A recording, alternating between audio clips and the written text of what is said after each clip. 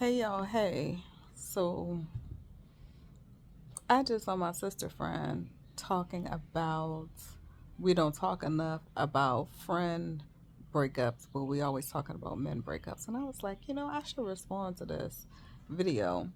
But then I'm like, girl, you ain't even got out the bed. And this is the reason I don't make videos very much. It's because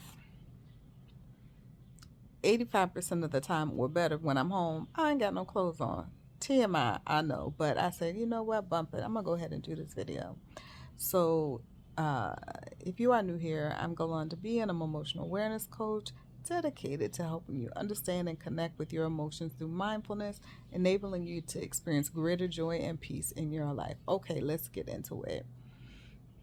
What my sister friend was talking about was how difficult and how painful, how much it hurt her heart when someone that you thought you were super good friends with, now you've outgrown, or y'all have went your separate ways, or maybe something painful happened where you all are no longer getting along and you realize you got to move on with your life.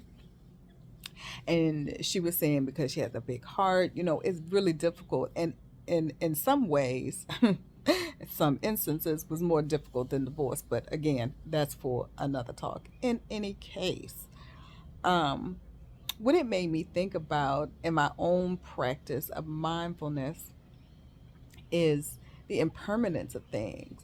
And, also in my practice as a nature person, as a gardener, that nothing stays. Like in our Western world, we have this idea of forever, that we got to be with somebody forever, be friends with somebody forever. And that's just not the natural order of things.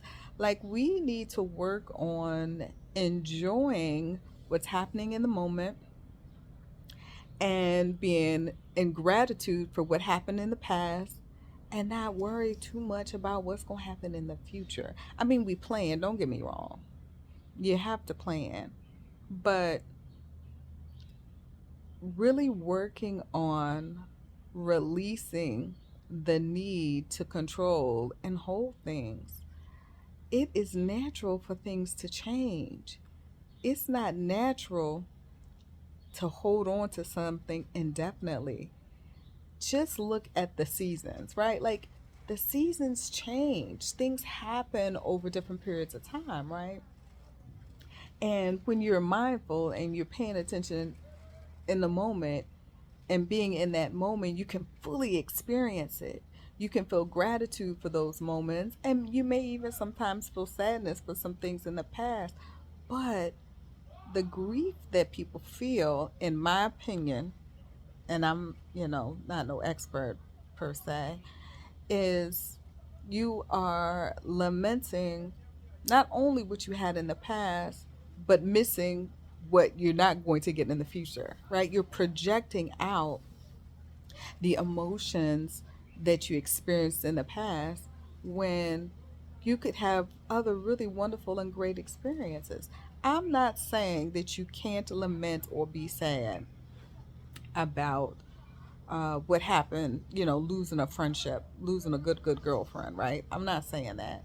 What I'm saying is that the hurt and pain that's really long is a projection of what you wanted to continue, trying to hold on to the feeling instead of just simply having gratitude for it.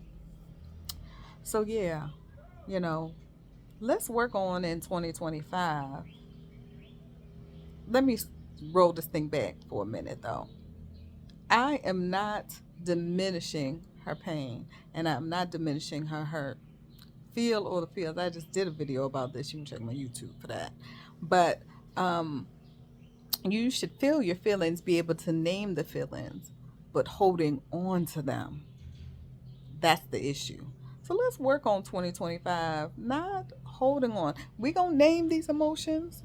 We're going to feel these emotions. We're going to feel all the feelings, but you have to release it. It's natural for things to evolve and change. Things are not supposed to stay the same.